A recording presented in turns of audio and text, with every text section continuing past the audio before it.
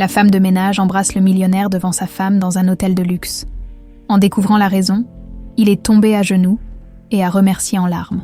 Le soleil de Paris se reflétait sur les façades haussmanniennes, tandis qu'un taxi s'arrêtait devant l'imposante entrée du Hôtel Royal, situé dans le 8e arrondissement. Cet établissement 5 étoiles était le refuge préféré des célébrités, des politiciens et des milliardaires en quête de discrétion absolue.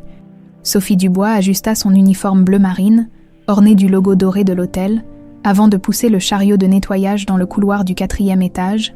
Ses cheveux châtains étaient soigneusement tirés en arrière dans un chignon serré, une coiffure pratique qui correspondait parfaitement à son métier de femme de chambre. À 30 ans, son visage conservait une beauté naturelle que même l'épuisement chronique ne parvenait pas à effacer complètement. « Bonjour, Madame Dubois », lança Gérard, le chef d'étage, en consultant sa tablette. « Aujourd'hui, vous vous occupez des suites 401 à 405. Et n'oubliez pas, la 406 reste fermée jusqu'à l'arrivée de nos clients VIP cet après-midi. » Sophie hocha la tête. « Des instructions particulières pour ses clients.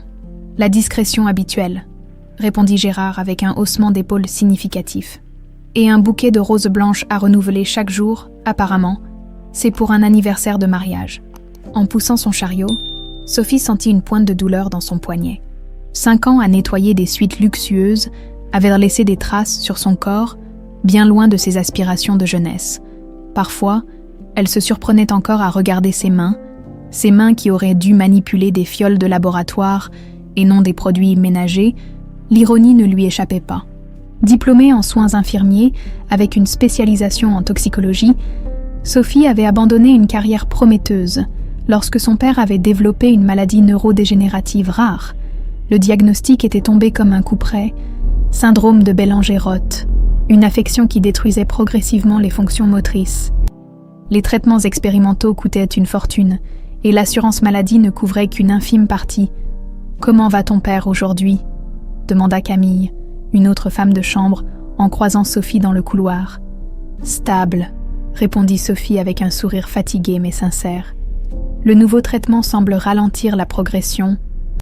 Pour l'instant, du moins, ce qu'elle ne disait pas, c'était les nuits blanches passées à étudier les dernières recherches sur la maladie, les articles scientifiques qu'elle dévorait pendant ses pauses, cherchant désespérément une solution que les médecins n'avaient pas encore trouvée.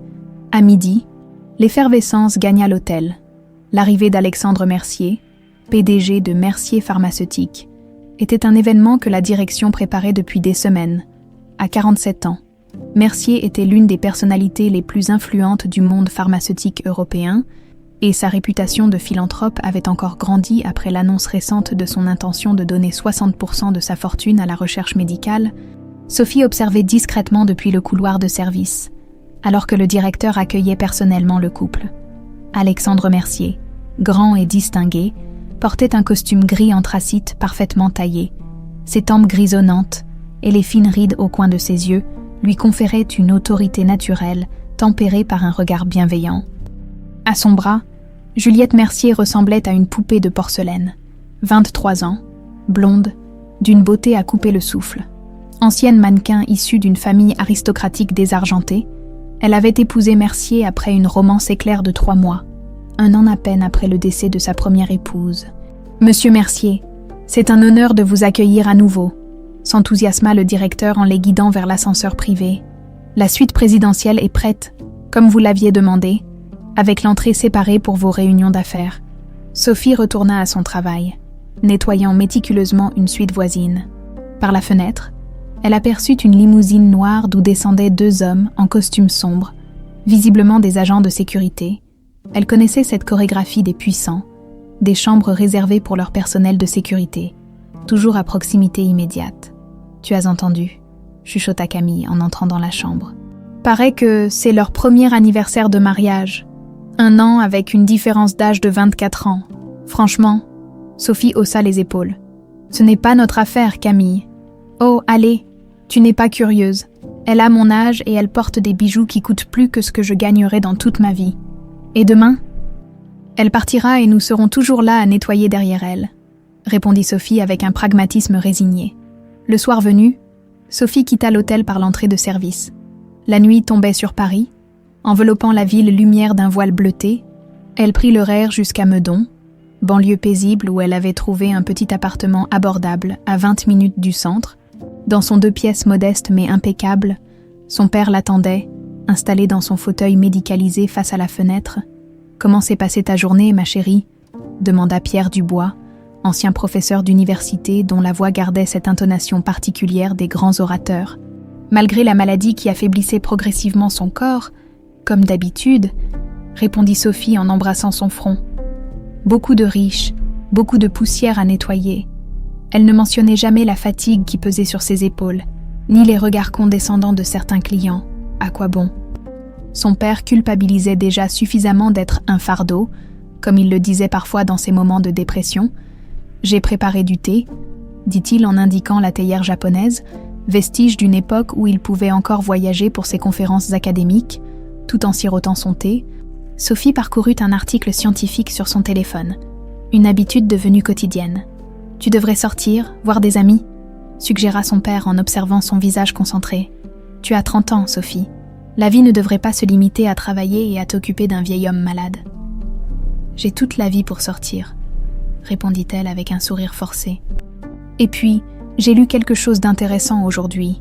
Une entreprise pharmaceutique, Mercier Pharmaceutique, développe un nouveau traitement qui pourrait... » « Sophie, » l'interrompit doucement son père, « ne vis pas dans l'espoir permanent d'un miracle, vis maintenant. » Elle acquiesça poliment, mais son esprit était déjà ailleurs, revoyant le visage d'Alexandre Mercier, l'homme dont l'entreprise travaillait peut-être sur un médicament qui pourrait sauver son père, une coïncidence troublante qu'il séjourne précisément dans son hôtel. Ce qu'elle ignorait encore, c'est que le destin avait tissé entre eux un lien bien plus complexe qu'une simple coïncidence, et que les prochains jours allaient de bouleverser leur existence d'une manière qu'elle n'aurait jamais pu imaginer. « Mademoiselle Dubois, aujourd'hui vous remplacerez Nadia à l'étage présidentiel », annonça Gérard en lui tendant un badge magnétique spécial. Elle a appelé ce matin avec une gastro. Sophie prit le badge avec surprise. L'étage présidentiel était généralement réservé aux femmes de chambre les plus expérimentées. La discrétion y était plus qu'une règle. C'était un art. « Mais je n'ai jamais... » commença-t-elle. « Vous êtes la seule disponible qui soit assez... comment dire... professionnelle », répondit Gérard avec un regard appuyé. « Les clients VIP sont très exigeants. Soyez invisible et efficace. » L'étage présidentiel du Hôtel Royal occupait tout le dernier niveau du bâtiment, avec seulement 4 suites immenses, chacune dotée d'équipements dignes d'un palais. La suite impériale, où logèrent les Mercier, comportait une entrée principale, une entrée de service et une entrée séparée menant directement à une salle de réunion privée. Sophie poussa son chariot dans l'ascenseur privé, son cœur battant légèrement plus vite que d'habitude. Ce n'était pas de l'excitation, plutôt une appréhension. Plus on montait dans la hiérarchie des clients, plus les femmes de chambre devenaient des fantômes, invisibles jusqu'à ce qu'on ait besoin d'elles. L'étage était silencieux, presque oppressant dans son luxe. Des tableaux d'artistes renommés ornaient les murs, et le parfum discret d'orchidées flottait dans l'air. Sophie consulta sa tablette de service.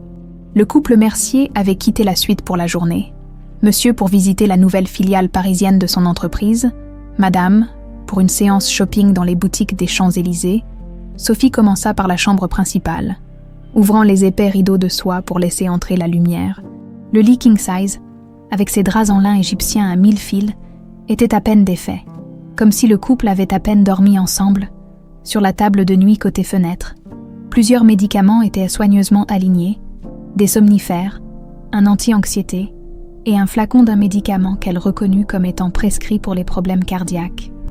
« Monsieur Mercier a des problèmes de cœur », murmura-t-elle pour elle-même, surprise. L'homme semblait en parfaite santé, dans la salle de bain en marbre. Elle remarqua l'absence frappante d'objets masculins près du second lavabo, typique des couples en discorde, chacun son territoire, même dans l'intimité. Après avoir nettoyé la chambre principale et les 2 salons, Sophie se dirigea vers la salle de réunion adjacente. Cette pièce, séparée de la suite principale par une porte de communication, possédait sa propre entrée sur le couloir pour permettre aux visiteurs professionnels de ne pas pénétrer dans l'espace privé des résidents. La salle était impeccable. Personne ne l'avait utilisée depuis l'arrivée du couple. Sophie épousseta méticuleusement la grande table ovale en acajou, puis s'attaqua aux vitres qui offraient une vue spectaculaire sur la tour Eiffel.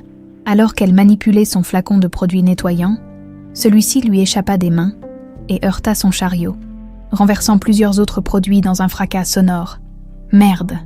jura-t-elle doucement, s'agenouillant pour tout ramasser. C'est alors qu'elle l'entendit, un cliquetis métallique, comme une serrure qu'on déverrouille. Suivi du son feutré d'une porte qu'on ouvre avec précaution, la porte de communication, qu'elle croyait fermée à clé, s'entrebâilla légèrement. Sophie se figea, retenant son souffle. Des voix étouffées provenèrent de la suite présidentielle, une voix de femme, celle de Juliette Mercier, et une voix d'homme qui n'était définitivement pas celle d'Alexandre Mercier. La porte n'était pas complètement ouverte. Juste entrebâillée de quelques centimètres, probablement le résultat d'une négligence lors du dernier service, à travers cette fente, Sophie apercevait un fragment de la suite principale, une partie du salon et l'entrée du petit bar privé. « Tu es certain que ça fonctionnera ?» demandait Juliette, sa voix trahissant une nervosité inhabituelle pour quelqu'un d'aussi composé en public. « Fais-moi confiance », répondit l'homme, dont Sophie ne voyait que le dos, grand, brun, vêtu d'un costume bien coupé. La synthèse basée sur le composé MX401 est indétectable dans les autopsies conventionnelles. J'ai vérifié personnellement les protocoles standards. Sophie sentit un frisson parcourir son échine. MX401, ce nom lui était familier. Dans ses études de toxicologie, elle avait suivi un cours sur les nouveaux composés pharmaceutiques et leurs potentiels effets secondaires. Le MX401 était un vasodilatateur expérimental développé pour traiter l'hypertension résistante. Mais il y avait eu des controverses. « Et les symptômes ?» demanda Juliette. « Identiques à ceux d'une crise cardiaque », répondit l'homme avec une froide précision clinique. Étant donné ses antécédents familiaux, personne ne posera de questions. Un silence s'installa, pendant lequel Sophie n'osait même pas respirer. Elle aurait dû s'éloigner, faire du bruit pour signaler sa présence, mais quelque chose dans cette conversation l'avait glacée sur place. Le dîner d'anniversaire sera notre unique opportunité avant qu'il ne change son testament, reprit Juliette, sa voix soudain plus dure, plus déterminée. Tu as vu les documents que Martin a envoyés ? Alexandre a pris rendez-vous avec son notaire pour lundi. Sophie vit l'homme hocher la tête. C'est parfait, le composé mettra environ 20 minutes à agir pleinement. Il commencera à ressentir de l'essoufflement, puis une douleur dans la poitrine, avec son historique médical. Les secours penseront immédiatement à une crise cardiaque. Et si quelqu'un suggère une autopsie approfondie, s'inquiéta Juliette. L'homme laissa échapper un petit rire méprisant. Tu vas devenir veuve d'un homme qui était déjà suivi pour des problèmes cardiaques. Personne ne cherchera plus loin. Un téléphone sonna, interrompant leur conversation. Juliette s'éloigna pour répondre, disparaissant du champ de vision limité de Sophie. « Oui, mon amour », répondit Juliette, sa voix transformée, dégoulinante de tendresse factice. « Bien sûr, je serai prête. Non, je me repose à l'hôtel. Toi aussi tu me manques. » Sophie se releva lentement, les jambes tremblantes. Elle avait compris l'essentiel. Juliette Mercier et cet homme planifiaient d'assassiner Alexandre Mercier pendant leur dîner d'anniversaire. En utilisant un composé expérimental qui provoquerait une crise cardiaque indétectable, et la raison semblait claire. Un changement imminent de testament, Sophie ramassa ses produits renversés avec des gestes mécaniques, son esprit fonctionnant à toute vitesse. Que devait-elle faire ? Aller voir la police ? Mais avec quoi ? Des bribes de conversation entendues par accident ? Qui croirait une femme de chambre accusant la glamour Madame Mercier de comploter un meurtre, alors qu'elle refermait silencieusement la porte de la salle de réunion derrière elle? Sophie se souvint d'un détail crucial. Lors de son arrivée, Alexandre Mercier avait mentionné des antécédents familiaux de problèmes cardiaques en commandant un menu spécial, pauvre en matière grasse, auprès du chef. Elle l'avait entendu par hasard, alors qu'elle nettoyait le couloir. Cette information, combinée avec les médicaments sur sa table de nuit, confirmait que l'homme souffrait probablement d'une condition cardiaque. Le camouflage parfait pour un meurtre prémédité, Sophie rentra chez elle ce soir-là avec un poids écrasant sur les épaules. Elle passa des heures sur son ordinateur, recherchant tout ce qu'elle pouvait trouver sur le composé MX401. Dans un article scientifique récent, elle découvrit que des chercheurs avaient soulevé des préoccupations éthiques concernant ce composé. En dose spécifique, il pouvait théoriquement provoquer une défaillance cardiaque virtuellement indiscernable d'une crise naturelle. Son père remarqua sa distraction pendant le dîner. « Quelque chose te tracasse ?» demanda-t-il, en l'observant piquer distraitement dans son assiette. Sophie hésita. Devait-elle partager ce fardeau? Non, son père avait déjà suffisamment de soucis.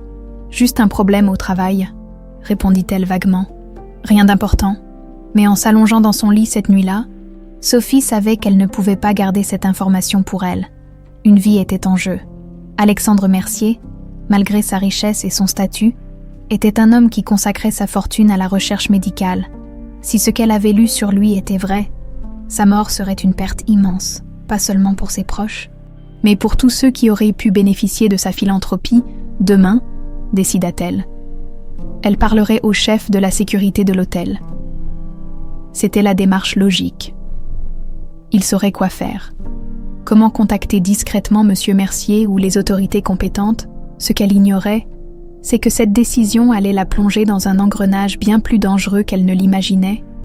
Sophie arriva à l'hôtel 1 heure plus tôt que d'habitude ce matin-là.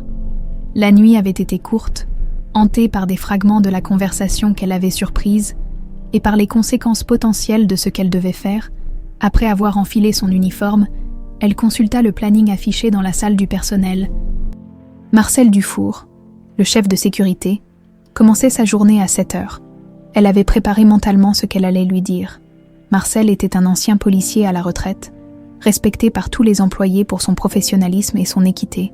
Si quelqu'un pouvait l'aider sans créer de scandale inutile, c'était lui. À 7h10, Sophie frappa à la porte du bureau de sécurité. « Entrez !» répondit une voix qu'elle ne reconnut pas.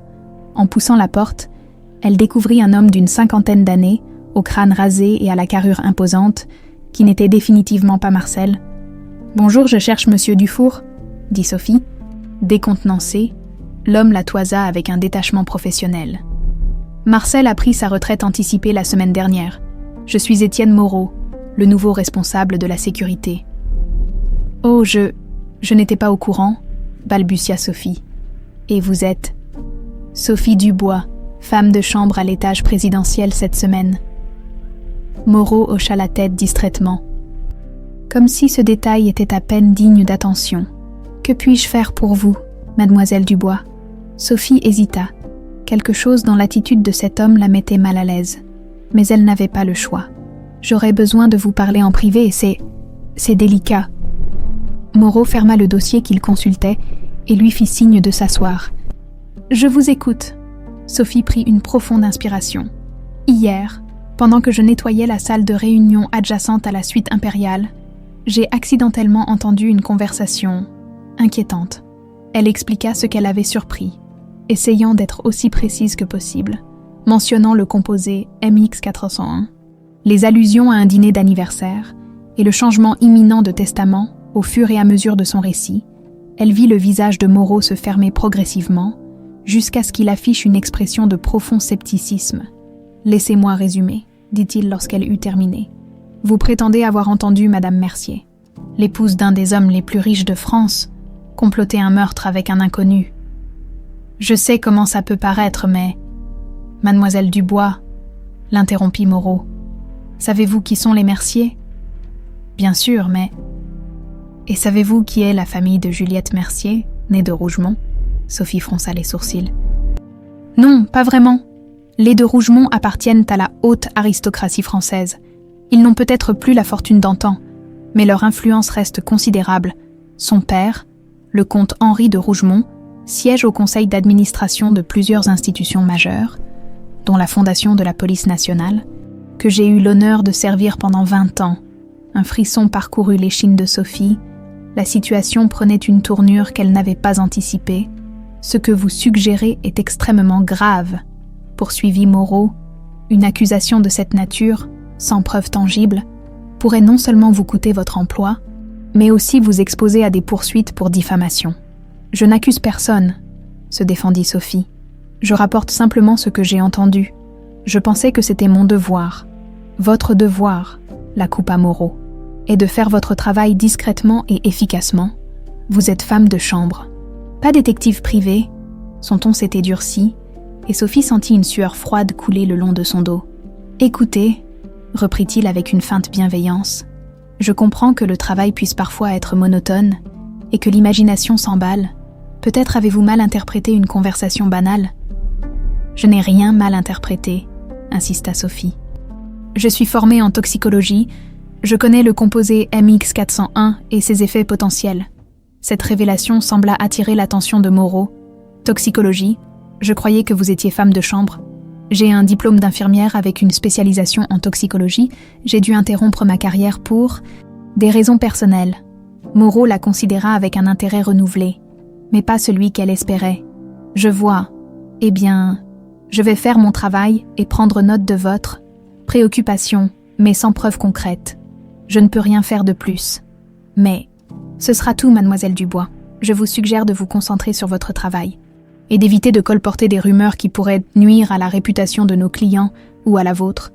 La menace était à peine voilée. Sophie quitta le bureau avec l'impression désagréable d'avoir commis une erreur stratégique majeure. Pendant les heures qui suivirent, Sophie travailla mécaniquement, son esprit tournant à plein régime, si le chef de la sécurité ne la croyait pas, ou pire, était de connivence avec les de Rougemont. Vers qui pouvait-elle se tourner? À midi, pendant sa pause, elle s'isola dans les vestiaires et sortit son téléphone. Après un moment d'hésitation, elle composa le numéro des renseignements. « Police judiciaire, s'il vous plaît », demanda-t-elle d'une voix qu'elle espérait assurer. Une fois mise en relation, elle demanda à parler à un officier concernant une tentative de meurtre potentiel. Après plusieurs transferts et une attente interminable, elle fut finalement connectée à un lieutenant nommé Rousseau. « Madame, vous comprenez que ce que vous alléguez est extrêmement grave », dit-il après avoir écouté son récit. « Avez-vous des preuves concrètes, des enregistrements, des documents ?»« Non, mais, sans éléments tangibles, nous ne pouvons pas intervenir dans la vie privée de citoyens sur la base d'une conversation surprise, surtout quand il s'agit de personnalités de leur envergure. Mais une vie est en danger.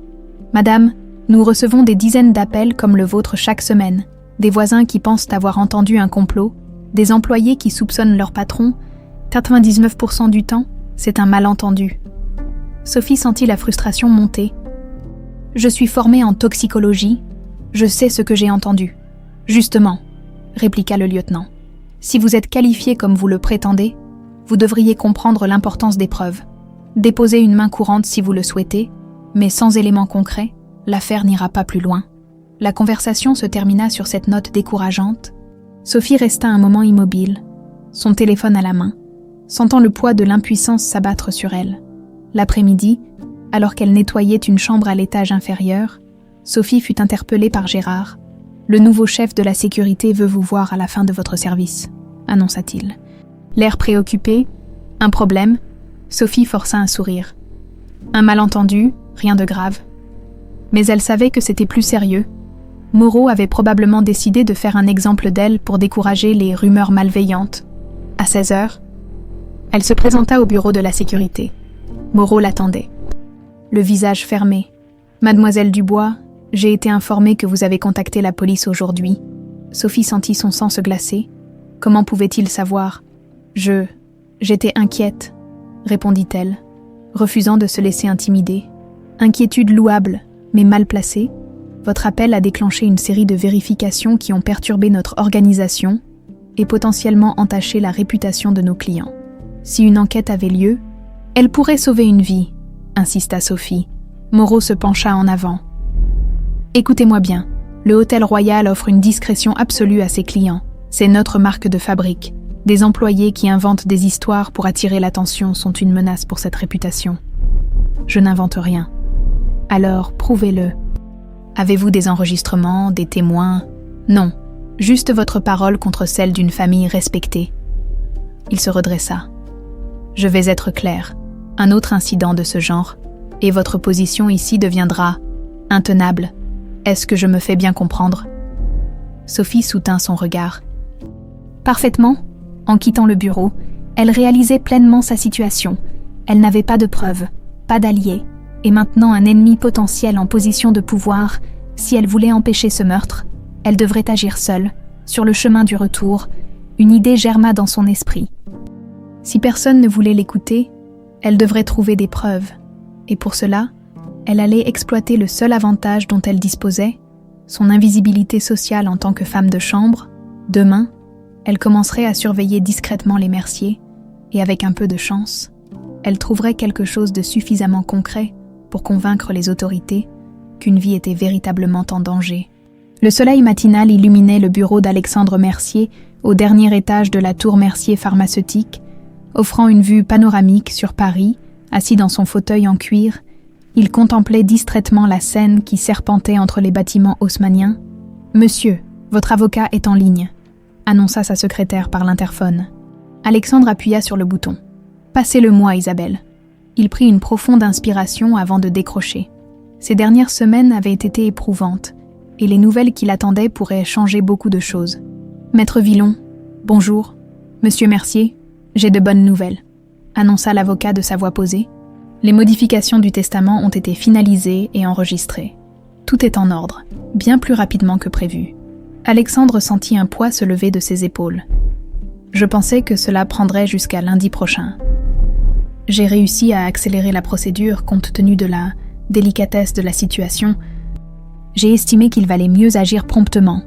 Vous avez bien fait. Les dispositions concernant la fondation sont-elles sécurisées ? Absolument. 60% de vos actifs iront directement à la Fondation Mercier pour la recherche oncologique. Comme vous l'avez souhaité, les brevets critiques sont également protégés de toute tentative d'acquisition hostile. Quant à Madame Mercier, elle ne recevra que ce qui était stipulé dans notre contrat prénuptial, compléta Alexandre, sa voix se durcissant légèrement. Exactement. Un appartement à Paris, une allocation mensuelle convenable pour 3 ans. Mais aucun contrôle sur l'entreprise ou les actifs majeurs. Alexandre ferma brièvement les yeux. Ce n'était pas ainsi qu'il avait imaginé son premier anniversaire de mariage, mais les rapports de son équipe de sécurité ne laissaient place à aucun doute quant à la fidélité de Juliette. « Quand comptez-vous l'informer » demanda l'avocat, interrompant ses pensées. « Ce soir » répondit Alexandre. « Nous avons un dîner d'anniversaire prévu. Autant terminer cette mascarade avec un peu de dignité. » Après avoir raccroché, Alexandre sortit de son tiroir un dossier marqué « Confidentiel ». À l'intérieur, des photos de surveillance montraient Juliette entrant dans divers hôtels, toujours accompagnée du même homme, Philippe Laurent, le directeur de recherche qu'elle lui avait chaleureusement recommandé 6 mois plus tôt. Une photo particulière retint son attention, Juliette embrassant Philippe dans le parking souterrain du laboratoire. 2 jours auparavant, son visage ne trahissait aucune émotion, alors qu'il la rangeait soigneusement. À 47 ans, après avoir déjà traversé la douleur insoutenable de perdre sa première épouse, Catherine, emportée par un cancer, Alexandre ne ressentait qu'une froide déception. Peut-être s'était-il lancé trop vite dans ce second mariage, cherchant à combler un vide que rien ne pourrait jamais vraiment remplir. Son téléphone vibra, un message de Juliette. « J'ai hâte de te retrouver ce soir, mon amour. J'ai une surprise pour notre anniversaire. » Alexandre fixa l'écran un long moment avant de répondre « Moi aussi, à ce soir. » Dans le laboratoire de recherche de Mercier pharmaceutique, à quelques étages en dessous, Philippe Laurent manipulait avec précaution une fiole contenant un liquide incolore. À 35 ans, son ambition n'avait d'égal que son intelligence. Diplômé brillant de l'école de médecine de Paris, il aurait pu suivre une carrière académique prestigieuse. Mais le secteur privé offrait des récompenses bien plus substantielles. « Docteur Laurent, les résultats des tests du MX401 sont arrivés », annonça une technicienne en lui tendant une tablette. Philippe parcourut rapidement les données. Le composé fonctionnait exactement comme prévu.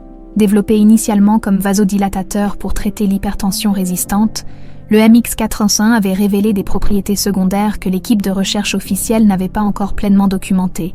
Et pour cause, Philippe avait soigneusement manipulé certains rapports pour minimiser ces effets secondaires potentiellement lucratifs. Son téléphone vibra, un message de Juliette. « Tout est prêt ? Parfait. Retrouve-moi à 16h au café habituel, » répondit-il. Philippe rangea soigneusement la fiole dans un compartiment réfrigéré de sa mallette. Cette substance représentait leur ticket pour une nouvelle vie.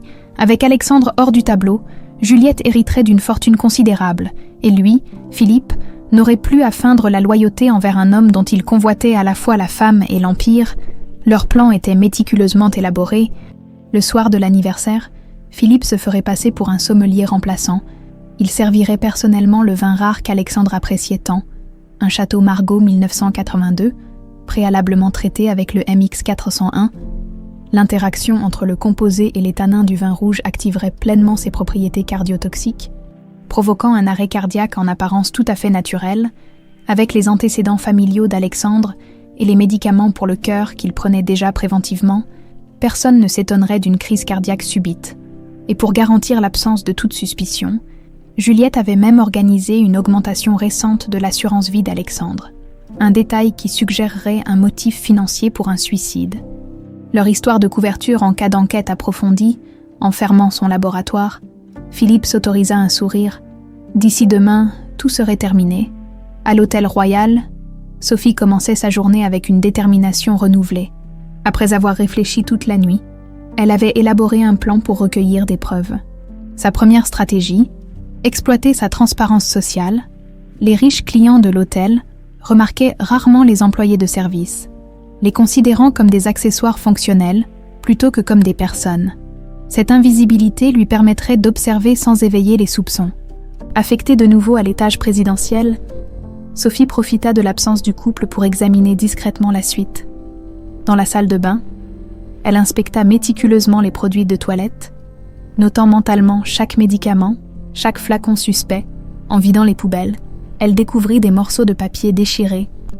Normalement, elle les aurait simplement jetés. Mais aujourd'hui, elle les recueillit soigneusement et les glissa dans la poche de son uniforme. À midi, pendant sa pause, Sophie s'enferma dans une cabine des toilettes du personnel et reconstitua les fragments comme un puzzle. Certains morceaux manquaient, mais elle put distinguer un en-tête de mercier pharmaceutique et des formules chimiques partielles, en bas de page, une note manuscrite, dosage critique, 0,8 milli-70 d'ACO. Son sang se glaça, c'était bien plus qu'une simple coïncidence, c'était la confirmation de ses soupçons, en tant qu'infirmière spécialisée en toxicologie. Elle comprenait parfaitement l'implication, un calcul de dose létale basé sur le poids corporel. Alors qu'elle terminait son service, Sophie surprit une conversation entre le maître d'hôtel et le chef. Le dîner d'anniversaire des Mercier a été déplacé à la demande de madame, expliquait le maître d'hôtel. Au lieu du restaurant, ils dîneront sur la terrasse privée de leur suite. Ce changement de dernière minute compliquait considérablement son plan. Sophie avait espéré pouvoir surveiller le dîner depuis la salle du restaurant, peut-être même intervenir si nécessaire, mais la terrasse privée était inaccessible au personnel régulier. À l'exception de l'équipe de service désignée, qui s'occupe du service, demanda le chef. Antoine et Mélanie, et un sommelier spécial a été demandé par madame Mercier. Apparemment, monsieur apprécie particulièrement un certain millésime qu'elle veut lui offrir. Sophie sentit un frisson parcourir son échine. Le plan se confirmait point par point. En quittant l'hôtel ce soir-là, elle prit une décision. Il lui fallait un allié au sein de l'équipe de service, quelqu'un qui pourrait l'aider à accéder à la suite présidentielle pendant le dîner fatidique. Elle pensa immédiatement à Thomas, un jeune agent de sécurité récemment embauché, à qui elle avait donné quelques cours de premier secours lors des formations obligatoires du personnel. Thomas était idéaliste, honnête, et surtout, n'avait aucun lien avec Moreau ou la famille de Rougemont. Sur le chemin du retour, Sophie composa un message soigneusement rédigé. « Thomas, c'est Sophie de l'équipe d'entretien. J'ai besoin de ton aide pour une situation délicate. Pourrions-nous parler demain avant ton service ? C'est important, vraiment important. » La réponse vint presque immédiatement. Bien sûr, 7 heures au café en face. Sophie sourit faiblement. Un premier pas venait d'être franchi. Mais le temps pressait. Le dîner d'anniversaire était prévu pour demain soir. Et d'ici là, elle devait constituer un dossier suffisamment solide pour convaincre Thomas. Et surtout, pour sauver Alexandre Mercier d'une mort programmée par ceux en qui il avait placé sa confiance, ce qu'elle ignorait encore, c'est que les modifications du testament étaient déjà enregistrées, changeant fondamentalement l'équation et rendant Juliette et Philippe plus désespérés que jamais. Le café des artisans, situé en face du hôtel Royal, s'animait doucement. En ce début de matinée, Sophie, arrivée 20 minutes en avance, avait choisi une table dans le fond, dos au mur, lui permettant de surveiller l'entrée. Elle avait à peine touché à son café, l'estomac noué par l'anxiété. À 7 heures précises, Thomas franchit la porte. Grand, athlétique, avec des traits juvéniles et des yeux vifs, il incarnait parfaitement le jeune agent de sécurité en début de carrière. À 24 ans, il n'avait pas encore développé le cynisme qui caractérisait souvent les vétérans comme Moreau. « Sophie » demanda-t-il en s'approchant de sa table. « Ton message m'a intriguée. Qu'est-ce qui est si important » Elle lui fit signe de s'asseoir et vérifia discrètement que personne ne pouvait les entendre. « Ce que je vais te dire va te sembler complètement fou, » commença-t-elle, « mais j'ai besoin que tu m'écoutes jusqu'au bout. » Thomas hocha la tête. Soudain sérieux, « Je t'écoute. » Sophie lui raconta tout. La conversation surprise entre Juliette et Philippe, le composé MX401, les fragments de papier trouvés dans la poubelle, le changement de lieu pour le dîner d'anniversaire. Au fur et à mesure qu'elle parlait, elle guettait les signes d'incrédulité sur le visage de Thomas, mais il resta attentif, posant occasionnellement des questions pertinentes. « Pourquoi n'es-tu pas allé voir Moreau ?» demanda-t-il finalement. « Je l'ai fait. Il m'a pratiquement menacé de me faire licencier si je persistais. » Thomas fronça les sourcils. « Ça ne ressemble pas à la procédure standard ? J'ai appris après que Moreau a des liens avec la famille de Juliette. Son père siège au conseil d'administration de la Fondation de la police nationale. »« Merde, » murmura Thomas. « Tu as essayé la police ? Sans preuves concrètes, ils ne bougeront pas ?» Un silence s'installa pendant que Thomas assimilait ces informations. Sophie pouvait presque voir les rouages tourner dans son esprit alors qu'il évaluait la situation. « Tu réalises ce que tu me demandes, n'est-ce pas ?» dit-il finalement. « Si tu as raison, nous nous mêlons d'une tentative de meurtre impliquant des personnes extrêmement puissantes. Si tu te trompes, nous risquons nos emplois et peut-être des poursuites pour diffamation. » Sophie soutint son regard. « Je sais, c'est pourquoi j'ai besoin d'accéder aux caméras de sécurité pendant le dîner. Si nous pouvons capturer des images de Philippe versant quelque chose dans le vin, nous aurons notre preuve. » Thomas se frotta le menton, pensif. Le poste de surveillance centrale est verrouillé et surveillé en permanence. Mais, il existe un terminal secondaire dans le local technique du dernier étage. Il permet d'accéder aux flux vidéo en cas d'urgence. Peu de gens sont au courant. Une lueur d'espoir s'alluma dans les yeux de Sophie. « Tu pourrais m'y faire entrer. Théoriquement, oui, je suis de service ce soir. Au dernier étage, justement. » Il hésita. « Mais si Moreau l'apprend, il n'a pas besoin de le savoir. Je ne te demande pas d'intervenir directement, juste de me donner les moyens de surveiller la situation. » Thomas contempla son café intouché. Après un long moment, il releva les yeux. « D'accord. Mais nous devons être extrêmement prudents. Et si nous voyons quelque chose de suspect, nous appelons immédiatement la police. Pas d'héroïsme inutile. » Sophie sentit un poids se lever de ses épaules. « Merci, Thomas. Tu ne peux pas imaginer à quel point c'est important.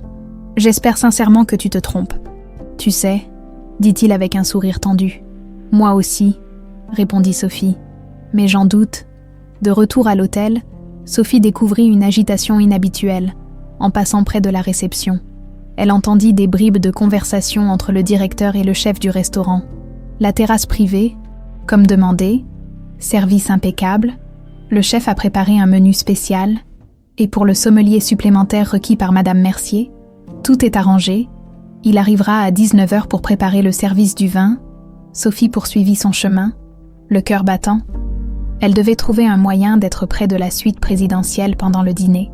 Idéalement comme membre du personnel de service, dans la lingerie, elle croisa Mélanie, l'une des serveuses désignées pour le dîner des Mercier. « J'ai entendu que tu t'occupais du service pour l'anniversaire ce soir », demanda Sophie en triant des serviettes. Mélanie acquiesça avec fierté. Une opportunité en or. Ces pourboires peuvent représenter 1 mois de salaire. Tu seras toute seule. Non, avec Antoine, et un sommelier spécial que madame a demandé. Sophie feignit un intérêt poli. Tu le connais, ce sommelier. Apparemment, c'est un expert en vins rares. Madame a prévu un château Margaux, 1982, pour surprendre son mari. Cette confirmation fit frissonner Sophie. Le plan se déroulait exactement comme elle l'avait deviné. « Tu sais, » commença-t-elle prudemment, « je cherche des heures supplémentaires. Si jamais vous avez besoin d'aide pour le service ?» Mélanie secoua la tête. « Désolée, tout est déjà organisé. Et puis, ce sont les consignes de Madame Mercier. Service minimal, intimité maximale. » Sophie hocha la tête, dissimulant sa déception. Elle devrait trouver un autre moyen d'accéder à cette terrasse. L'opportunité se présenta en fin de matinée, lorsque le chef de cuisine demanda un volontaire pour maintenir l'approvisionnement du couloir de service adjacent à la suite présidentielle pendant le dîner. Nous aurons besoin de quelqu'un pour réapprovisionner discrètement le chariot de service situé dans l'antichambre, expliqua-t-il. Vin, eau, pain, Accompagnement. Cette personne doit rester à disposition mais invisible pour ne pas perturber l'intimité du couple. Sophie leva immédiatement la main. Je peux le faire. Le chef la regarda avec surprise. Habituellement, c'est un travail pour le personnel de service, pas d'entretien. J'ai travaillé comme serveuse pendant mes études, mentit Sophie avec assurance. Et je connais déjà la configuration de la suite. Après un moment d'hésitation, le chef acquiesça. Très bien. Présentez-vous à 19h en tenue de service, pas en uniforme d'entretien. L'après-midi, alors qu'elle nettoyait méticuleusement une suite au 5e étage, Sophie sentit une présence derrière elle. En se retournant, elle découvrit Étienne Moreau, le chef de la sécurité, qui l'observait depuis le seuil de la porte. « Mademoiselle Dubois » dit-il d'une voix doucereuse. « J'ai entendu dire que vous vous étiez portée volontaire pour le service de ce soir. » Sophie se raidit imperceptiblement. « J'ai proposé mon aide, oui, pour un complément de salaire. » Moreau la dévisagea, un sourire froid aux lèvres. « Curieuse coïncidence, après vos inquiétudes concernant les merciers. Je ne vois pas de quoi vous parlez, » répondit Sophie, s'efforçant de maintenir un ton neutre. « J'ai simplement besoin d'argent supplémentaire ce mois-ci. » Naturellement. Moreau fit quelques pas dans la chambre, examinant distraitement son travail. « Vous savez, j'ai fait quelques recherches sur vous. Sophie Dubois, brillante étudiante en soins infirmiers, spécialisation en toxicologie, puis soudainement, tout s'arrête. Une carrière prometteuse abandonnée pour... Quoi exactement ?» Sophie sentit son pouce accélérer. « Des raisons personnelles ? Votre père, n'est-ce pas Pierre Dubois, ancien professeur d'université, atteint du syndrome de Bellanger-Roth, une maladie rare et coûteuse à traiter ?» La façon dont il prononça ces mots, comme une menace voilée, glaça le sang de Sophie. « Que voulez-vous, monsieur Moreau ?» Il s'approcha, envahissant délibérément son espace personnel. « Simplement vous rappeler que certaines places sont difficiles à trouver, surtout avec des responsabilités familiales comme les vôtres. Ce serait dommage de tout risquer pour des chimères, n'est-ce pas ?» Sophie soutint son regard, refusant de se laisser intimider malgré la peur qui lui nouait l'estomac. « Je comprends parfaitement ma position, monsieur Moreau. Excellent. » Il se dirigea vers la sortie, puis s'arrêta sur le seuil. « Oh, et Sophie, je superviserai personnellement la sécurité ce soir, pour garantir que tout se passe, sans accroc. » Après son départ, Sophie s'appuya contre le mur. Tremblante, Moreau savait, peut-être pas tout, mais suffisamment pour la surveiller. Sa situation venait de se compliquer dangereusement. Elle sortit discrètement son téléphone et envoya un message à Thomas. « Moreau me surveille. Il sait pour ce soir. Sois prudent. » La réponse vint presque immédiatement. « Compris. Plan B en préparation. RDV 18h30. Local maintenance. » Sophie ferma brièvement les yeux. Au moins, elle n'était plus seule dans cette bataille. Mais le danger s'intensifiait et le temps jouait contre eux. Dans moins de 6 heures, Alexandre Mercier s'assiérait à une table, face à sa femme souriante, ignorant que chaque gorgée de vin pourrait être la dernière. Et Sophie était désormais convaincue que même si elle échouait, elle ne pourrait jamais se pardonner de n'avoir pas tout tenté pour empêcher ce crime. Le crépuscule parisien enveloppait la ville d'une lueur dorée, tandis que Sophie enfilait l'uniforme de service dans les vestiaires de l'hôtel. Chemise blanche amidonnée, gilet noir, pantalon droit, une tenue élégante mais discrète, conçue pour que le personnel se fonde dans le décor luxueux de l'hôtel. À 18h30 précise, elle se glissa dans le couloir menant au local de maintenance. Thomas l'attendait, l'air tendu mais déterminé. « J'ai sécurisé un accès au terminal de surveillance », chuchota-t-il, en lui remettant un petit boîtier électronique. « Ce récepteur captera les flux des caméras de la terrasse et de la suite présidentielle. Tu pourras tout voir depuis le smartphone que je t'ai laissé dans le casier de service. » Sophie glissa le dispositif dans sa poche. Moreau ne s'en apercevra pas. Normalement, non. J'ai programmé une boucle d'enregistrement de 5 minutes sur les caméras du couloir de service. Pour le système, tu seras toujours au même endroit, réapprovisionnant le chariot. Elle hocha la tête, impressionnée. Où as-tu appris à faire ça ? Un sourire fugace traversa le visage de Thomas. 2 ans d'études en cybersécurité, avant de bifurquer vers la sécurité physique, utile ? Non. Son expression redevint grave. Mais Sophie, si tu vois quelque chose de suspect, appelle-moi immédiatement. N'interviens pas seule. Promis, répondit-elle, sans être totalement convaincue elle-même. Dans la suite impériale, Juliette Mercier s'admirait dans le miroir en pied, ajustant sa robe de soie rouge sang à ses oreilles. Des diamants captèrent la lumière, vestiges d'une fortune familiale désormais réduite à des bijoux et des titres sans valeur. Son téléphone vibra, un message de Philippe. En position, tout est prêt. Elle sourit à son reflet, savourant par avance sa victoire. Après ce soir, elle ne serait plus simplement Juliette Mercier. Épouse d'eux, elle deviendrait l'une des veuves les plus riches d'Europe, libre enfin de vivre comme elle l'entendait, avec l'homme qu'elle désirait vraiment. Dans la salle de bain, elle entendit Alexandre se préparer. Son mari, son obstacle, sa victime. « Le sommelier est arrivé », demanda-t-il à travers la porte. « Oui, il prépare le service du vin dans l'office », répondit-elle avec une douceur feinte. « J'ai trouvé un château Margaux, 1982, ton préféré.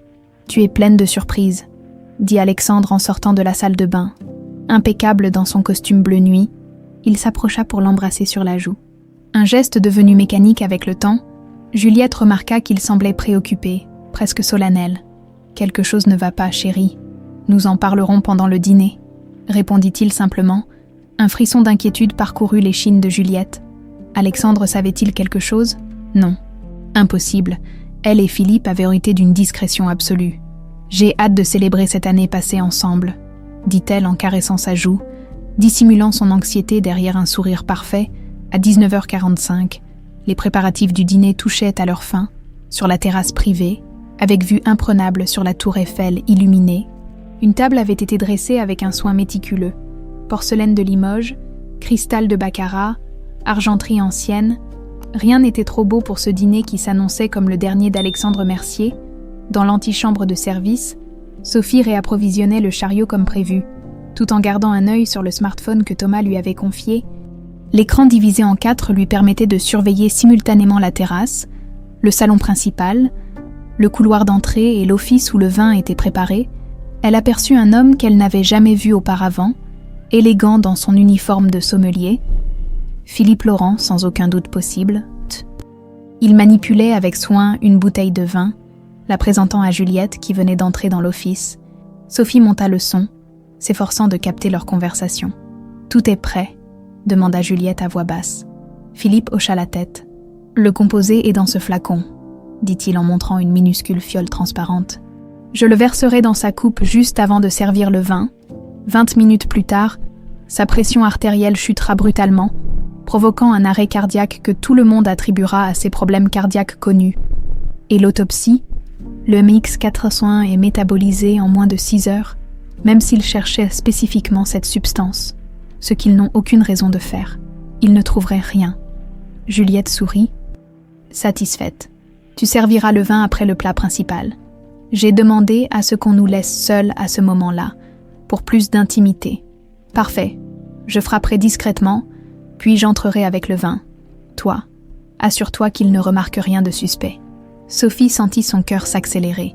Voilà la preuve qu'elle cherchait. Immédiatement, elle envoya un message à Thomas. « Confirmation du plan. Laurent va empoisonner le vin après le plat principal. J'ai tout enregistré. » La réponse vint presque aussitôt. « Envoie-moi la vidéo. J'appelle la police. » Sophie transféra l'enregistrement, puis continua à surveiller la situation.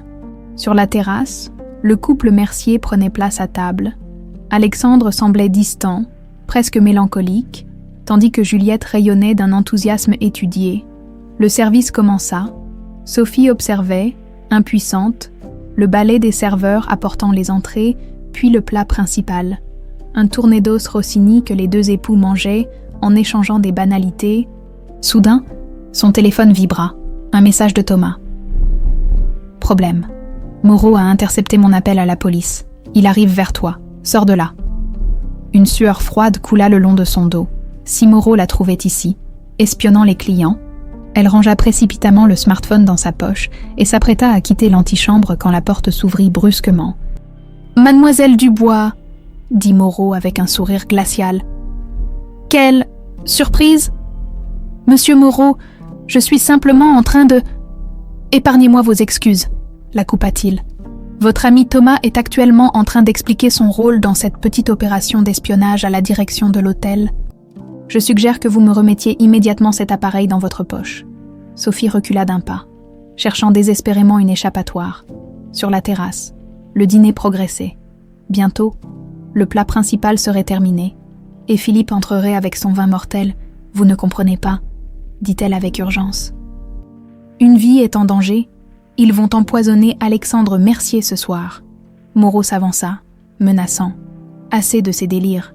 Donnez-moi ce téléphone, ou je vous fais arrêter pour violation de la vie privée des clients et espionnage industriel. » À cet instant précis, sur l'écran du smartphone, Sophie vit Juliette se lever de table et prendre son propre téléphone. Comme si elle recevait un appel important, c'était le signal, Philippe allait entrer avec le vin empoisonné. « Regardez par vous-même », s'écria Sophie, tendant l'appareil vers Moreau. « J'ai tout enregistré. Il parle du composé MX401, de provoquer une crise cardiaque, du testament qu'il va modifier. » Moreau jeta un regard dédaigneux à l'écran.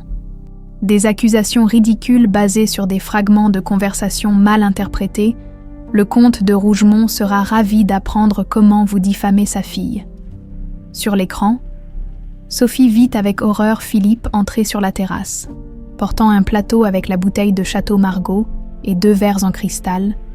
L'horloge invisible du destin s'accélérait inexorablement. « Si vous refusez d'intervenir, j'irai moi-même », lança-t-elle avec désespoir. « Vous n'irez nulle part », répliqua Moreau en lui saisissant fermement le bras. « Vous êtes virée, mademoiselle Dubois.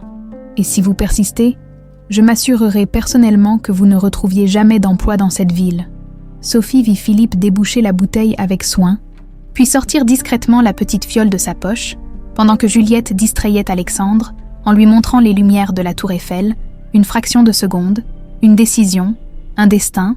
« Je suis désolée », murmura Sophie. D'un mouvement brusque, elle renversa le chariot de service sur Moreau, créant un vacarme assourdissant de vaisselle brisée et d'argenterie éparpillée. Profitant de sa surprise, elle se précipita vers le couloir, courant comme si sa propre vie en dépendait. Au bout du couloir, elle repéra l'alarme incendie sous son boîtier de verre. Sans hésitation, elle brisa la vitre et abaissa le levier rouge. Instantanément, une sirène stridente résonna dans tout l'étage, accompagnée de lumières clignotantes. Ce n'était pas suffisant pour arrêter Philippe, mais cela créerait une diversion cruciale. Sophie sprinta vers la terrasse. Ignorant les cris de Moreau derrière elle, la porte vitrée séparant le salon de la terrasse était fermée mais non verrouillée. D'un geste vif, elle l'ouvrit et se précipita à l'extérieur, juste au moment où Philippe versait subrepticement le contenu de la fiole dans le verre destiné à Alexandre. « Arrêtez !» hurla-t-elle. « N'y touchez pas !»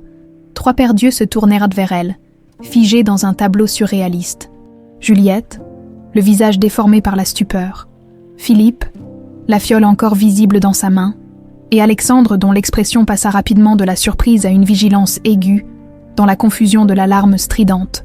Sophie savait qu'elle n'avait que quelques secondes avant que la sécurité ne l'arrête. Elle devait agir maintenant, ou jamais, dans le chaos de l'alarme hurlante. Le temps sembla se figer. Sophie, haletante sur le seuil de la terrasse, fixa du regard le verre à moitié rempli de vin rouge que Philippe tenait encore en main, prêt à le servir à Alexandre. La petite fiole vide, preuve irréfutable du crime en cours, brillait discrètement entre ses doigts. « Qu'est-ce que cela signifie ?» demanda Alexandre, se levant lentement, les yeux passant de Sophie à Philippe, puis à Juliette dont le visage s'était vidé de toute couleur. « Monsieur Mercier, ne buvez rien !» s'écria Sophie. « Ils essaient de vous empoisonner. » Juliette retrouva instantanément sa contenance. « C'est ridicule, cette femme est folle. C'est une employée que nous avons dû signaler pour comportement inapproprié. » Derrière Sophie, des pas précipités résonnèrent dans le couloir. Moreau et 2 agents de sécurité arrivaient. Elle n'avait que quelques secondes. Dans un geste désespéré, Sophie se précipita vers la table, bousculant Philippe qui, surpris, laissa échapper le verre. Le vin écarlate se répandit sur la nappe blanche comme une tache de sang, métaphore sinistre de ce qui aurait pu se produire. « Saisissez-la », ordonna Moreau depuis l'entrée de la terrasse. Les 2 agents s'avancèrent, mais Alexandre leva soudainement la main pour les arrêter. « Un instant, » dit-il avec une autorité tranquille. « J'aimerais entendre ce que cette jeune femme a à dire. » Juliette s'interposa, jouant la carte de l'épouse offusquée.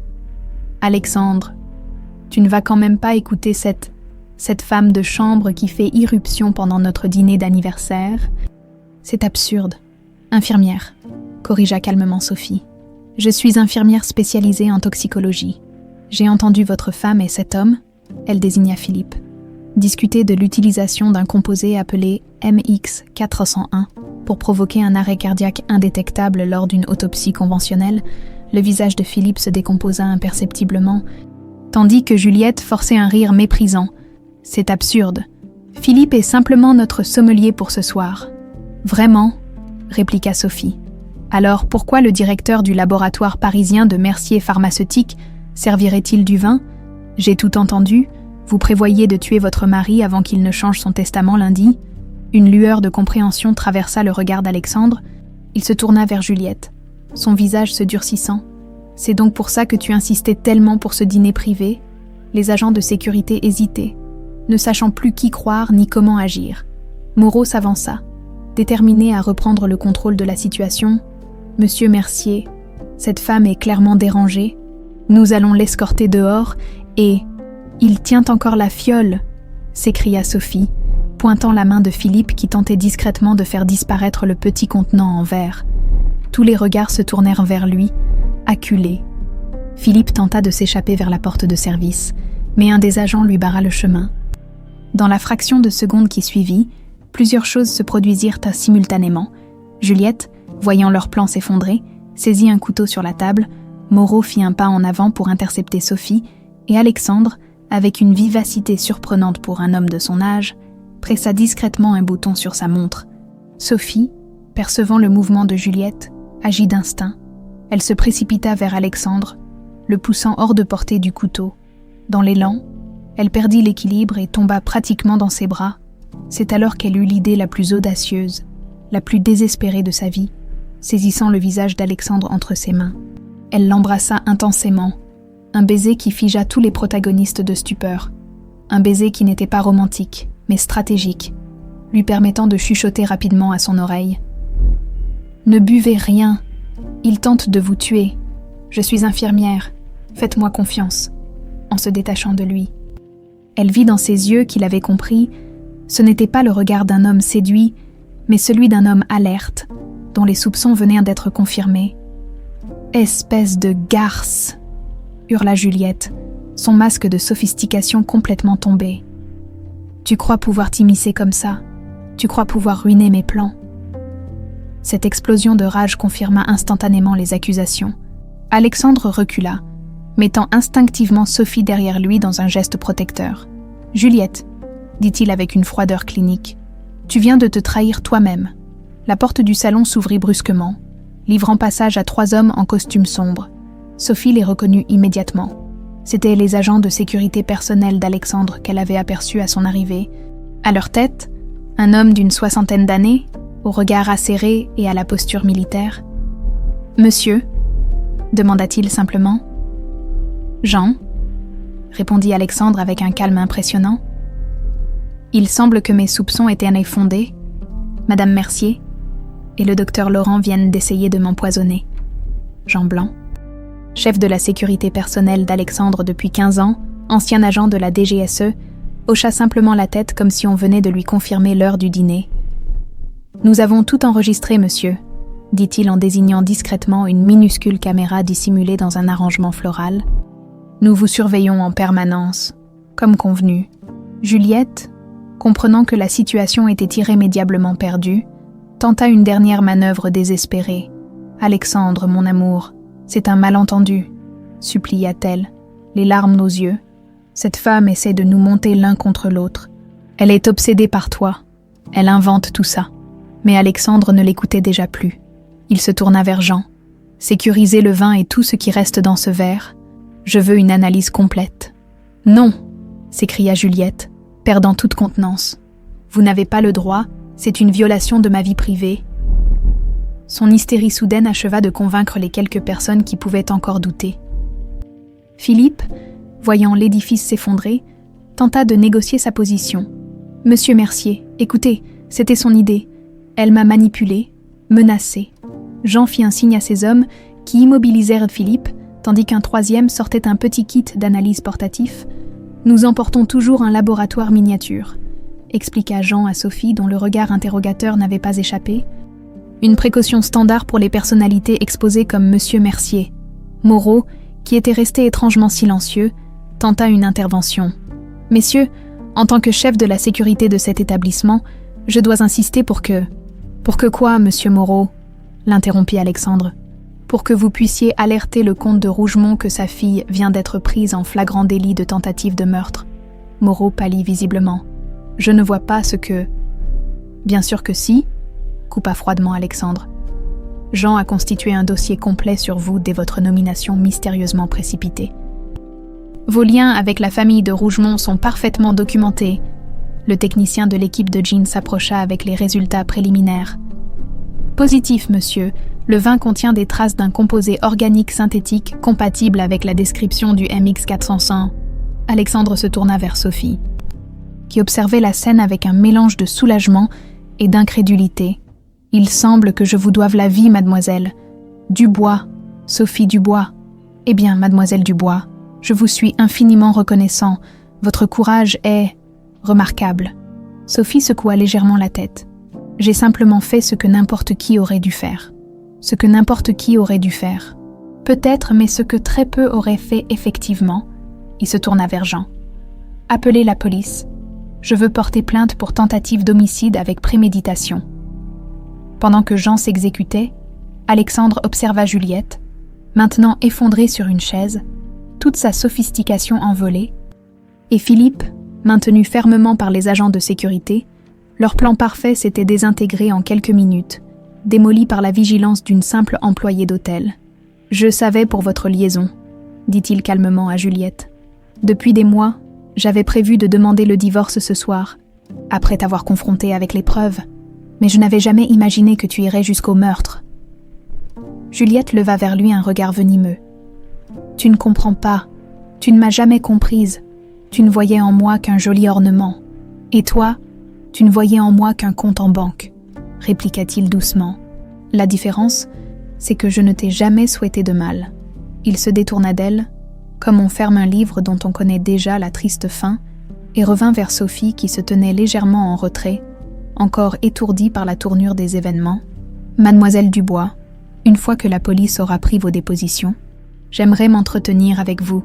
Il me semble que nous avons beaucoup à nous dire. » Sophie acquiesça silencieusement, observant les lumières de la tour Eiffel qui continuaient de scintiller, indifférente au drame qui venait de se jouer. Cette nuit avait changé le cours de plusieurs vies, y compris la sienne. D'une manière qu'elle n'aurait jamais pu imaginer en se levant ce matin, les sirènes de police résonnaient déjà dans la rue en contrebas, montant vers le dernier étage du Hôtel Royal, où le destin venait de redistribuer les cartes avec une ironie magistrale. Le ballet judiciaire avait commencé dès l'arrivée des policiers. La suite présidentielle, transformée en scène de crime, grouillait maintenant d'officiers en uniforme et d'inspecteurs en civil, qui documentaient méticuleusement chaque aspect de la tentative d'empoisonnement. Sophie, assise dans un coin du salon, observait ce spectacle surréaliste. Elle avait déjà donné sa déposition préliminaire, racontant en détail comment elle avait surpris la conversation initiale, ses tentatives infructueuses d'alerter les autorités, et finalement sa décision d'agir seule, café. Elle leva les yeux pour découvrir Alexandre Mercier lui tendant une tasse fumante, malgré l'heure tardive et la situation extraordinaire. Il conservait une dignité remarquable. « Merci », dit-elle en acceptant la boisson chaude. Ses mains tremblèrent légèrement. Contre-coup de l'adrénaline qui s'estompait, Alexandre s'assit face à elle, son propre café à la main. « Ma sécurité m'informe que vous avez probablement commencé à me surveiller dès hier. Je cherchais des preuves, » admit Sophie. « Personne ne voulait me croire sans ça. C'est compréhensible. Une accusation d'une telle gravité. » Il s'interrompit, observant les policiers qui emballèrent soigneusement le verre et la bouteille de vin comme pièce sa conviction. « Vous avez dit être infirmière spécialisée en toxicologie. » « Oui. J'ai dû interrompre ma carrière quand mon père est tombé malade. Le syndrome de Bélanger-Roth. Les traitements sont extrêmement coûteux et... » « Je connais cette maladie, » l'interrompit doucement Alexandre. « Ma fondation finance plusieurs études sur les maladies neurodégénératives rares. » Un silence confortable s'installa entre eux, comme si les paroles étaient soudainement superflues. À quelques mètres de là, l'inspecteur principal interrogeait Juliette, dont les sanglots théâtraux avaient cédé la place à un mutisme glacial, lorsqu'on lui avait présenté les preuves accablantes. « Monsieur Mercier !» Une voix les interrompit. Jean Blanc, le chef de sécurité d'Alexandre, s'approcha discrètement. « Nous avons trouvé quelque chose d'intéressant dans la valise de Madame Mercier. » Il tendit un petit carnet relié en cuir noir. Il était dissimulé dans un compartiment secret. C'est une sorte de journal, ou plutôt de livre de comptes. Alexandre parcourut rapidement les pages. Son visage se durcissant au fil de la lecture. « Elle documentait tout », murmura-t-il avec incrédulité. Les sommes versées pour acheter le silence de certains employés, les rendez-vous avec Laurent, même le prix exact du MX401, détourné du laboratoire. Jean hocha gravement la tête. Il y a aussi ceci. Il montra une enveloppe contenant plusieurs documents. Des papiers d'assurance vie falsifiés, apparemment. Elle prévoyait de présenter une police récemment augmentée comme preuve que vous auriez pu envisager le suicide. L'inspecteur principal, un homme trapu aux cheveux poivre et sel nommé Mercier, une coïncidence qui avait provoqué un sourire fugace, s'approcha d'eux. « Monsieur Mercier, le docteur Laurent vient de craquer. Il propose de témoigner contre votre épouse en échange d'une réduction de peine. » « Typique », commenta froidement Alexandre. « Et que dit-il exactement ? Que c'est Madame Mercier qui a orchestré toute l'opération. Il prétend avoir été manipulé, voire menacé. » L'inspecteur consulta ses notes. Il affirme également que ce n'était pas leur première tentative criminelle ensemble. Apparemment, elle l'aurait déjà incité à saboter certains traitements expérimentaux qui auraient pu concurrencer des produits lucratifs de votre entreprise. Alexandre pâlit visiblement. « Mon Dieu, des patients auraient pu... » Il affirme avoir refusé cette demande spécifique, précisa l'inspecteur. « Mais c'est sa parole contre la sienne, bien sûr. » L'inspecteur se tourna ensuite vers Sophie. « Mademoiselle Dubois, vous avez fait preuve d'un courage exceptionnel. Peu de gens auraient persévéré comme vous l'avez fait. » Sophie haussa modestement les épaules. « J'ai simplement agi selon ma conscience. »« Et votre formation » ajouta Alexandre. « Sans vos connaissances en toxicologie, vous n'auriez probablement pas compris la signification de ce que vous aviez entendu. » L'inspecteur acquiesça. « Nous aurons encore besoin de votre témoignage dans les jours à venir. Mais pour l'instant, vous êtes libre de rentrer chez vous. Un agent vous raccompagnera. » Sophie jeta un regard inquiet vers la pendule. Il était presque 3 heures du matin. « Mon père va s'inquiéter. J'ai pris la liberté de le faire prévenir. » Intervint Jean. « Un de mes hommes s'est rendu chez vous pour expliquer la situation. Votre père est en sécurité et informé que vous allez bien. »« Merci », souffla Sophie, touchée par cette attention. L'activité dans la suite commençait à diminuer. Juliette et Philippe avaient été emmenés séparément au commissariat central. Moreau, impliqué pour obstruction à la justice et complicité passive, les avait suivis peu après. Même Thomas, l'agent de sécurité qui avait aidé Sophie, avait été libéré après sa déposition.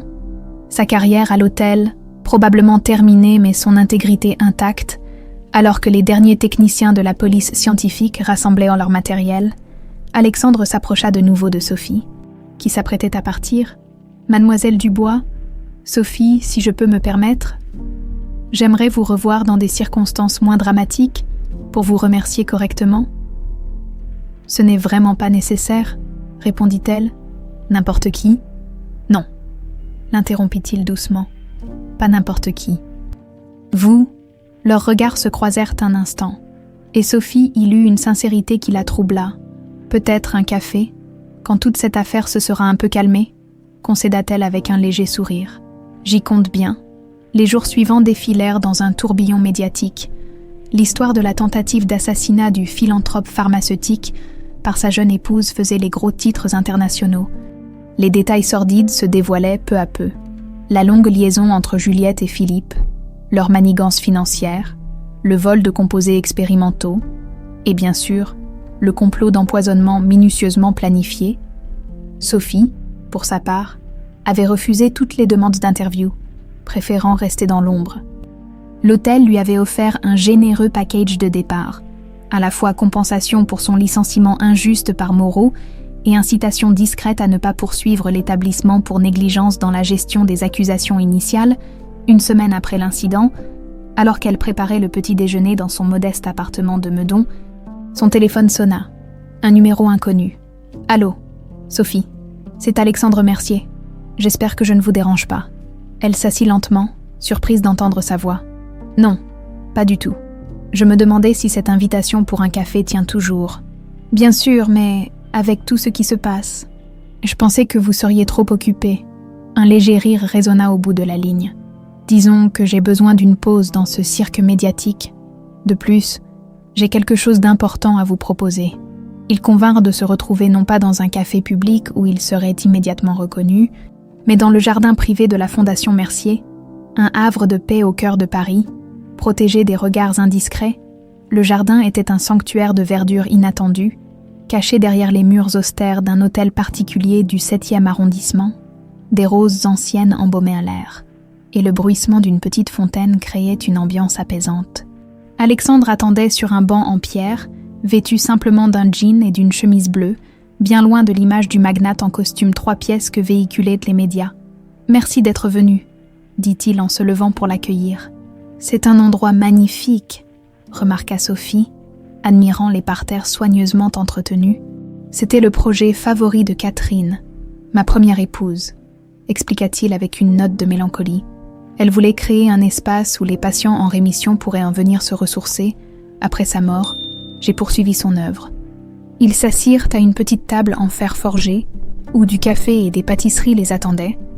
Pendant quelques minutes, ils parlèrent de sujets légers, la météo, les dernières expositions parisiennes, leur quartier préféré dans la capitale, puis Alexandre aborda le sujet qui lui tenait à cœur. « Sophie, j'ai fait des recherches sur le syndrome dont souffre votre père. » Elle se raidit imperceptiblement. « Oh, notre laboratoire travaille justement sur un traitement expérimental qui pourrait ralentir significativement la progression de la maladie.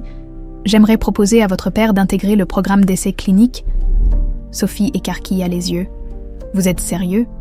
Parfaitement, mais ce n'est pas tout. » Il prit une profonde inspiration. « J'ai également créé une bourse d'études pour vous permettre de reprendre votre formation médicale et de terminer votre spécialisation. » Je ne peux pas accepter, balbutia Sophie.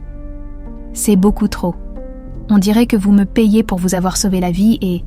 Non, l'interrompit-il fermement. Ce n'est pas un paiement, c'est une reconnaissance de votre valeur et de votre potentiel. Vous êtes brillante, Sophie. Votre carrière a été interrompue par les circonstances, pas par manque de capacité. Il lui tendit une enveloppe. Tous les détails sont là. Le programme pour votre père inclut une prise en charge complète. Quant à la bourse, elle couvre non seulement vos frais d'études, mais également un salaire décent pour que vous puissiez vous concentrer sur votre formation sans vous inquiéter pour les factures. Les mains tremblantes, Sophie ouvrit l'enveloppe. Les chiffres qu'elle y découvrit lui coupèrent le souffle. « C'est trop généreux. Je ne sais pas quoi dire. »« Dites oui », sourit Alexandre. « Considérez-le comme un investissement dans l'avenir. Notre fondation a besoin de personnes comme vous, déterminée, intègre, brillante. » Sophie sentit des larmes lui monter aux yeux. Pour la première fois depuis la maladie de son père, une porte s'ouvrait, offrant non pas une aumône, mais une véritable opportunité. « Pourquoi faites-vous cela ?» demanda-t-elle doucement. Alexandre la regarda longuement, comme s'il cherchait lui-même la réponse exacte à cette question. « Peut-être parce que vous m'avez rappelé qu'il existe encore des personnes qui agissent par pure conviction morale, sans calcul ni intérêt personnel. » Il fit une pause. « Ou peut-être simplement parce que, pour la première fois depuis longtemps, j'ai rencontré quelqu'un qui me voit pour ce que je suis et non pour ce que je possède. » Leurs regards se croisèrent, et dans ce jardin paisible, loin des complots et des trahisons, quelque chose de nouveau et de fragile commença à prendre racine. Non pas une romance précipitée, mais la reconnaissance mutuelle de deux âmes qui, contre toute attente, s'étaient trouvées au bord d'un précipice. L'amphithéâtre de la faculté de médecine de Paris bourdonnait d'activité en ce premier jour de la rentrée universitaire. Sophie, assise au 3e rang, consultait nerveusement ses notes avant le début du cours. À 31 ans, elle était sensiblement plus âgée que la plupart de ses camarades. Mais son visage rayonnait d'une détermination tranquille. 6 mois s'étaient écoulés depuis la nuit fatidique à l'Hôtel Royal. 6 mois pendant lesquels sa vie avait connu une transformation qu'elle n'aurait jamais osé imaginer. Son téléphone vibra discrètement. Un message d'Alexandre. « Bon courage pour ce premier jour. Le café de célébration tient toujours pour ce soir. » Un sourire illumina son visage tandis qu'elle répondait. « Absolument. Papa est impatient de te revoir. » Leurs rencontres étaient devenues régulières au fil des mois, d'abord formelles et espacées, puis de plus en plus décontractées et fréquentes. Alexandre avait insisté pour rencontrer Pierre Dubois, et à la surprise de Sophie, les deux hommes s'étaient immédiatement entendus. Partageant un amour commun pour la littérature russe et les échecs, le père de Sophie avait intégré le programme d'essais cliniques de Mercier Pharmaceutique et les résultats dépassèrent les espérances. Le nouveau traitement ne guérissait pas le syndrome de Bellanger-Roth, mais il en ralentissait considérablement la progression. Offrant à Pierre une qualité de vie qu'il n'espérait plus, Mademoiselle Dubois, Sophie sursauta légèrement, tirée de ses pensées par le professeur Lefort, directeur du département de toxicologie. « Oui, professeur.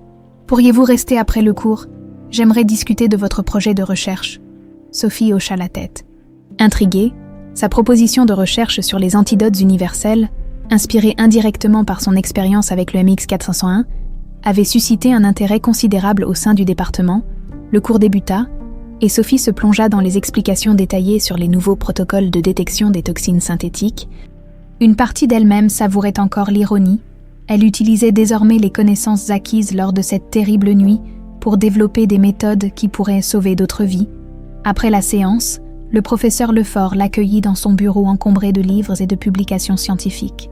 « Votre proposition est remarquable », commença-t-il sans préambule. « L'idée d'utiliser les propriétés moléculaires du MX401 pour développer un agent de détection polyvalent est brillante. » « Merci, professeur.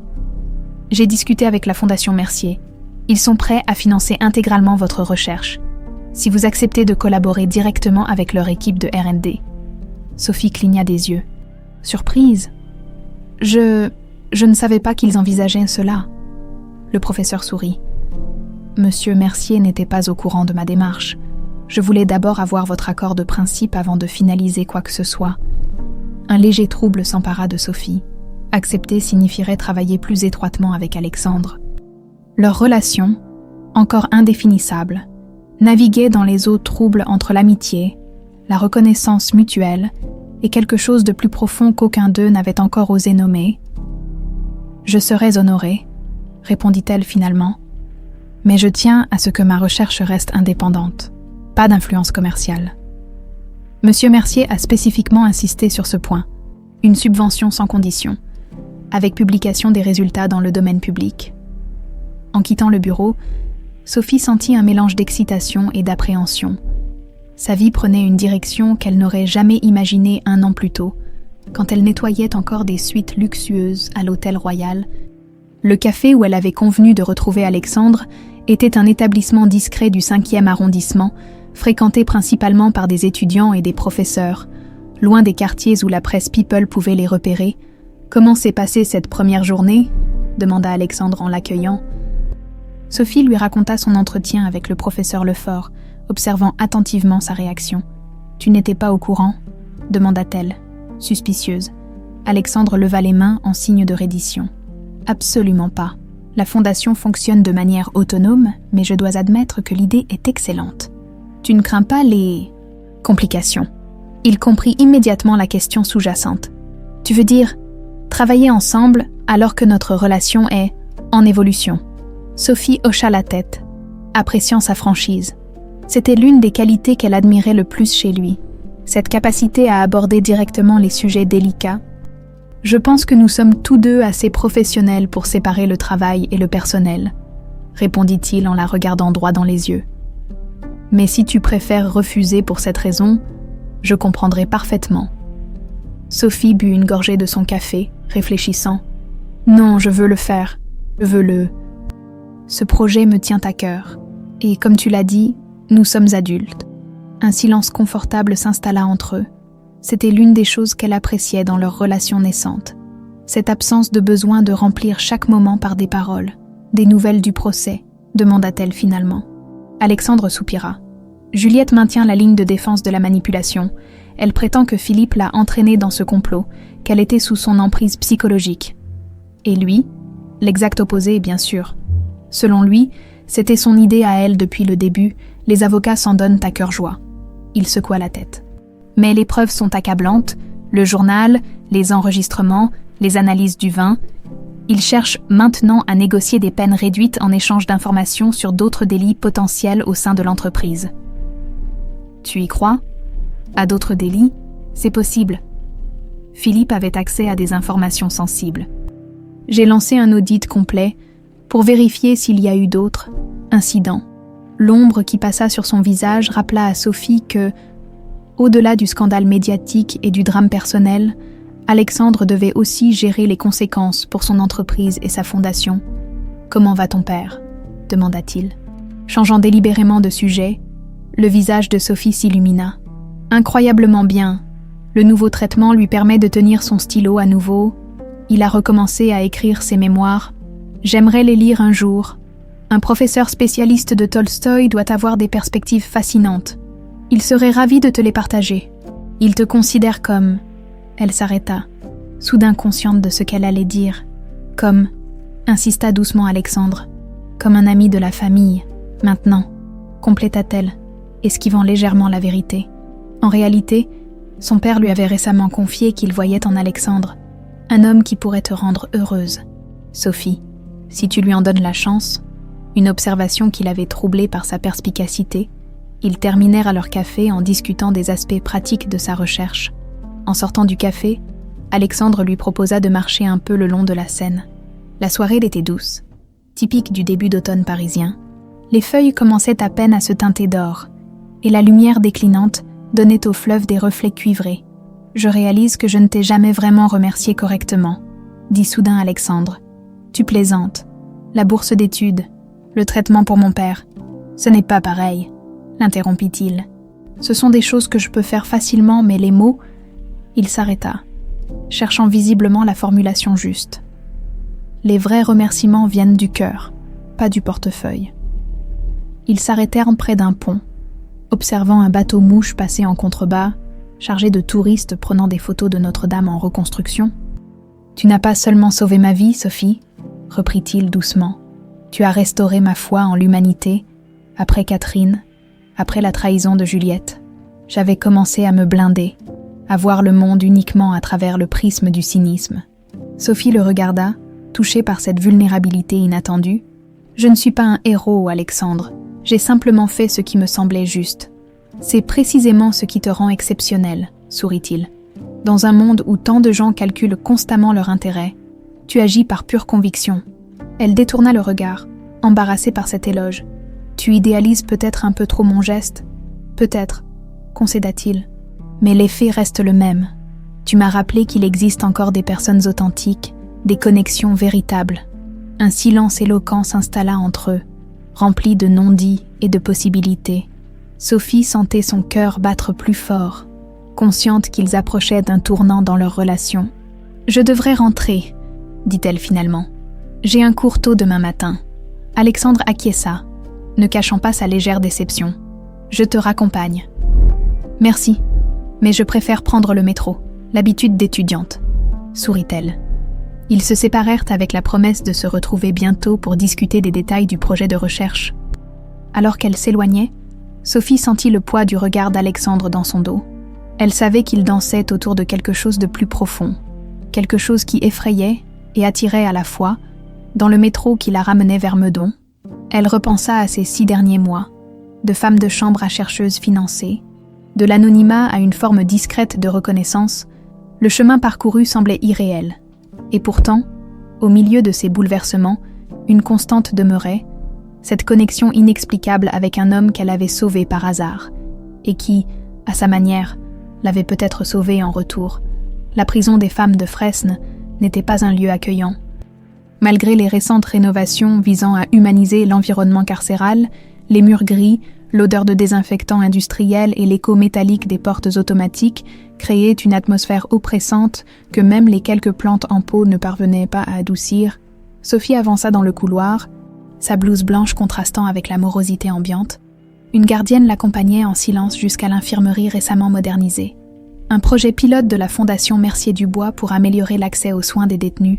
« Docteur Dubois, c'est un plaisir de vous revoir. » l'accueillit la médecin-chef. « Votre programme de dépistage a changé la donne ici. 2 cancers détectés précocement ce mois-ci. » Sophie sourit, sincèrement heureuse de ses résultats. C'est exactement ce que nous espérions. Ces femmes ont droit aux mêmes chances de survie que n'importe qui. L'équipe sera prête dans 20 minutes pour la réunion de coordination.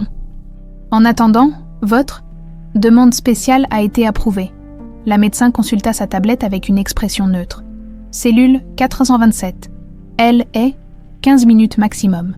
Sophie hocha la tête, reconnaissante. Cette visite particulière n'avait rien d'officiel. C'était une démarche personnelle qu'elle avait longuement mûrie. La cellule 427 était légèrement plus spacieuse que les autres. Un privilège, accordé aux détenus de longue durée ayant démontré un comportement exemplaire. Assise sur le lit étroit, un livre à la main, Juliette Mercier leva les yeux à l'ouverture de la porte. 5 ans de détention avaient transformé l'ancienne socialite. Ses traits s'étaient durcis. Son regard avait perdu son éclat calculateur. Ses cheveux, autrefois coiffés par les meilleurs stylistes parisiens, étaient simplement attachés en queue de cheval, striés prématurément de gris. À 28 ans, elle semblait en avoir 10 de plus. « Docteur Dubois », dit-elle avec un sourire sans joie. « Quelle surprise! Venez-vous vérifier que je dépéris correctement ?» Sophie ne releva pas la provocation. « Bonjour Juliette, j'espérais que nous pourrions parler. » Parler après 5 ans? Juliette ferma son livre et le posa soigneusement sur la petite étagère. « Laissez-moi deviner. Alexandre vous envoie pour obtenir des informations supplémentaires. Ou peut-être est-ce pour votre nouveau programme de réhabilitation dont j'ai entendu parler? Alexandre n'est pas au courant de ma visite, répondit Sophie en s'asseyant sur l'unique chaise de la cellule. C'est une démarche personnelle? Un silence tendu s'installa entre les deux femmes, dehors. La vie carcérale continuait, rythmée par des annonces métalliques et des bruits de pas cadencés. « Alors, comment va mon ex-mari ?» demanda finalement Juliette, son ton oscillant entre l'amertume et une curiosité véritable. « J'ai vu votre photo dans Paris Match, le magnate pharmaceutique et la brillante toxicologue. Un amour né dans le drame, touchant. » Sophie ignora la pique. « Il va bien. La fondation s'est considérablement développée. Et le petit Pierre, il doit avoir quoi? 3 ans maintenant. 2 et demi, corrigea Sophie, un sourire involontaire adoucissant son visage à la mention de son fils. Il commence déjà à s'intéresser aux livres, comme son grand-père. Juliette émit un rire sec. Vous avez tout, n'est-ce pas?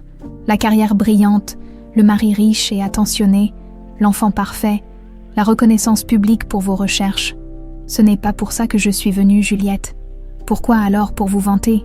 Pour me montrer ce que j'ai perdu? La colère perçait maintenant dans sa voix. Ou peut-être pour me remercier. Après tout, sans ma tentative de meurtre, vous seriez encore en train de nettoyer des toilettes à l'hôtel Royal. Sophie encaissa le coup sans broncher. Je suis venue parce que notre programme de détection précoce du cancer inclut désormais toutes les prisons féminines de France, et parce que votre nom apparaît dans les dossiers médicaux comme ayant refusé 3 fois le dépistage. Juliette parut surprise par ce changement de sujet. Et alors, c'est mon droit. Bien sûr, mais en tant que médecin, je m'inquiète, et en tant que personne qui connaît votre histoire familiale, Sophie sortit un dossier de sa mallette. Votre grand-mère maternelle est décédée d'un cancer du sein à 45 ans. Votre mère a eu une mastectomie préventive à 40 ans. Vous avez 28 ans, et vous refusez un simple examen qui pourrait vous sauver la vie. Juliette détourna le regard vers la petite fenêtre aux barreaux épais. Peut-être que je ne veux pas être sauvée. Je ne crois pas ça, répondit doucement Sophie. J'ai lu les rapports de la psychologue pénitentiaire, vous suivez une thérapie, vous donnez des cours de français aux détenus illettrés, vous avez demandé des livres de droit pour comprendre votre propre procès. Des recherches approfondies pour une simple visite médicale, remarqua Juliette avec un haussement de sourcils. Je voulais comprendre. Comprendre quoi?